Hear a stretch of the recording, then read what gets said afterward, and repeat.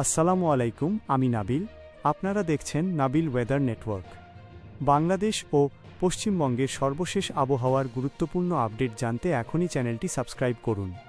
ভিডিওটি ভালো লাগলে লাইক, কমেন্ট ও শেয়ার করে আমাদের উৎসাহিত করুন। বঙ্গোপসাগরের আবহাওয়া পরিস্থিতিতে আবারও বড় পরিবর্তনের ইঙ্গিত পাওয়া যাচ্ছে। আবহাওয়া পর্যবেক্ষণ অনুযায়ী আগামী ৮ আগস্টের দিকে বঙ্গোপসাগরে একটি নতুন নিম্নচাপ সৃষ্টি হতে পারে। এই নিম্নচাপ তৈরি হলে এর প্রভাবে বাংলাদেশ এবং ভারতের পশ্চিমবঙ্গে ব্যাপক বৃষ্টির পরিস্থিতি তৈরি হওয়ার সম্ভাবনা রয়েছে। বর্তমানে মৌসুমি বায়ু সক্রিয় রয়েছে এবং বঙ্গোপসাগরে জলীয় বাষ্পের পরিমাণ বেশি রয়েছে। এর ফলে নিম্নচাপটি যদি শক্তিশালী হয় তাহলে দুই বাংলার বিস্তীর্ণ এলাকায় মেঘের আধিক্য দেখা যাবে এবং শুরু হতে পারে ভারী বর্ষণ। বাংলাদেশের ক্ষেত্রে খুলনা, বরিশাল, চট্টগ্রাম, ঢাকা, ময়মনসিংহ এবং সিলেট বিভাগের বিভিন্ন এলাকায় বৃষ্টির সম্ভাবনা বাড়তে পারে।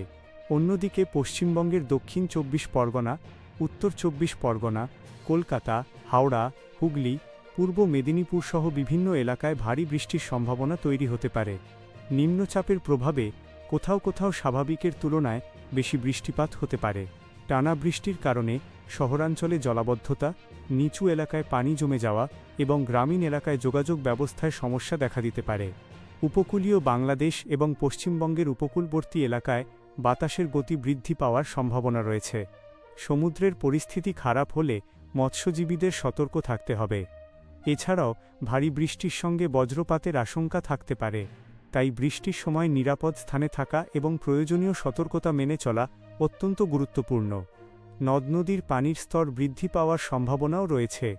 বিশেষ করে যেসব এলাকায় আগে থেকেই অতিবৃষ্টি হয়েছে সেখানে নতুন করে বৃষ্টিপাত হলে পরিস্থিতি আরও খারাপ হতে পারে।